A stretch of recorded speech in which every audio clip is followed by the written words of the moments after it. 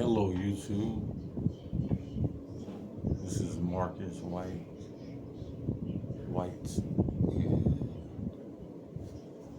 It's Thursday. It's one of my favorite days of the week. I don't have nothing to do tomorrow or Saturday. So, yes, been a relaxing day today.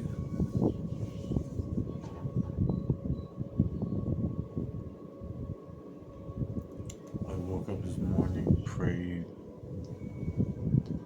ate an egg sandwich with bacon. Yeah, my bacon came out good. It was thick cut bacon and sausage.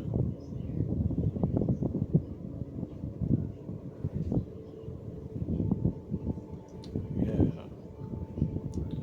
And after that, I read the Bible. That's the order every day. I eat and read the Bible for 15 minutes. I read the Bible at night too. I learned that from this book I'm reading, Walking with God. I read a page every day, and I read another book, page every day. It's called Money Lies. Anyway, I read the Bible, the app, so it read to me.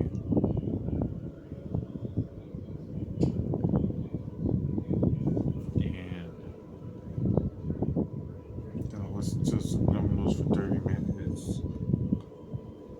And then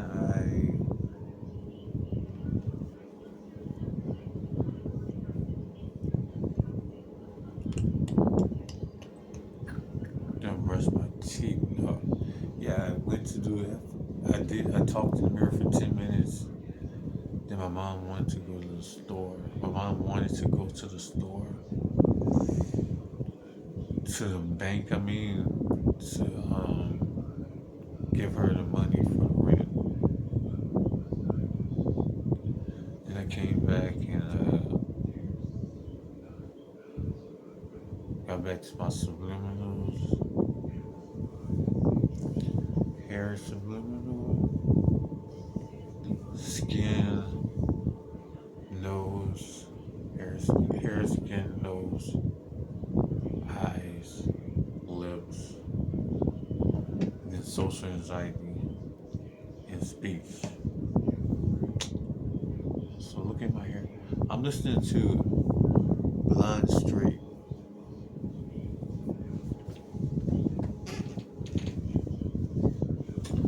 Nah, I'm not gonna comb my hair. I was gonna comb my hair.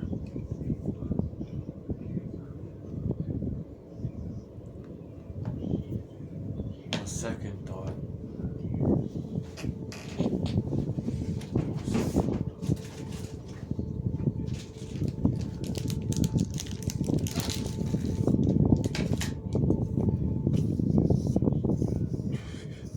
What I learned today.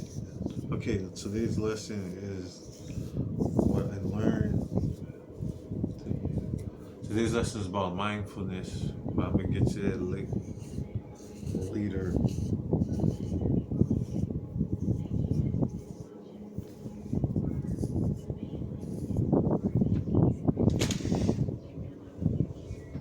You're not supposed to just breathe, is what I did not know.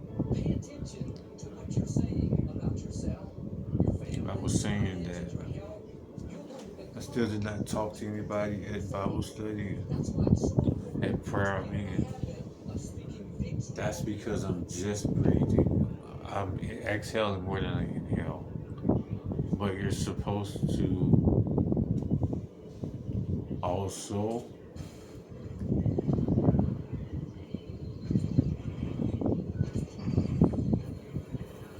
I don't know actually. It's in this, is what I'm going to read right now. It's supposed to also, oh, I remember now. You're supposed to listen to what the anxiety is saying. is telling me that there's danger. When I'm talking to myself, I have a speech impediment, and I guess it's telling me that you can mess up. It's danger. You can mess up your speech.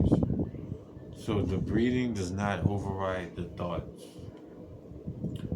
What the breathing does is change the physical substrate in which the thoughts are happening. What the breathing does is change the physical part which the thoughts are happening. When your body is regulated in a regulated state, your thoughts are different. Not because you force them to be different, but because the entire neurochemical context in which your mind is operating has shifted. So the practice is not to breathe while ignoring the anxiety. And that's what I did. I breathed, but I ignored the anxiety. That I don't want to talk to anybody because I'm scared of what they're going to think, whatever. I ignored that and I just breathed. I was breathing, exhaling, but inhaling. So the practice is not to breathe while ignoring anxiety. The practice is to breathe genuinely and fully until the body starts to regulate, and then from from that place of slightly greater regulation to look at whatever the anxiety is trying to tell you. The order matters enormously.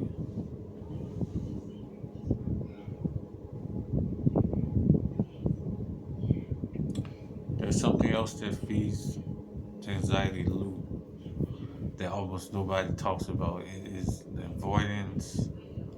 That is the avoidance that feels like management. When something makes you anxious, the most natural response is to avoid it. Not forever, maybe, but right now, when the anxiety is high, you cancel the plan. You do not send the email. You do not make the phone call. You put it off until you feel ready. Okay, I'm gonna stop there. So I have avoidance behavior also. I'm breathing, but I'm not listening to what the anxiety is saying and doing the opposite. Mindfulness. Not mindfulness as a relaxation technique or a way to feel peaceful and calm, but mindfulness as a cognitive skill for changing your relationship to your own mental content. The specific capacity that mindfulness develops is the ability to observe a thought or a feeling without being inside it. So that's mindfulness, the ability to observe a thought.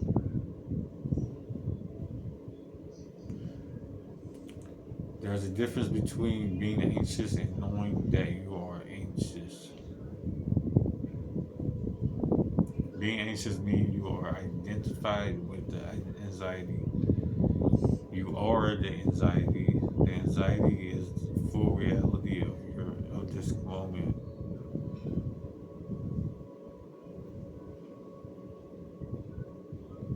Knowing that you are anxious means there is a part of you that is separate from anxiety.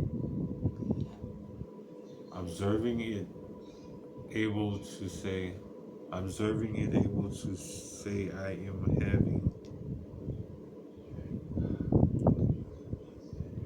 I'm having an anxious thought right now without automatically treating that thought as a command or a truth.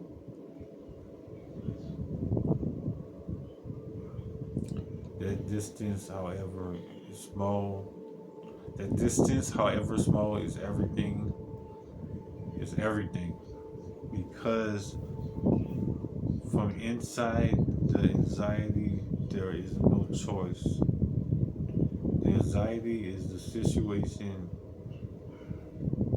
and you have to respond to it. But from even a small distance, even a millimeter of space between you and the content of the anxious thought, there is a choice. So if I say that's an anxious thought, stop and say it's an anxious thought, then there's space between me and anxiety. And I have a choice. Then you can notice a thought without obeying it. You can feel the feeling without building an entire narrative around it. You can let the alarm ring without automatically running out of the building. Developing this capacity takes practice, and practice is and the practice is simple, which is not the same as easy. Okay, that's 11 minutes. We'll stop there. This is a new channel, so don't let me do that long of a video. So thanks for watching. Like, comment, subscribe, share, press the notification bell. Thanks for watching. Bye. Stay mindful.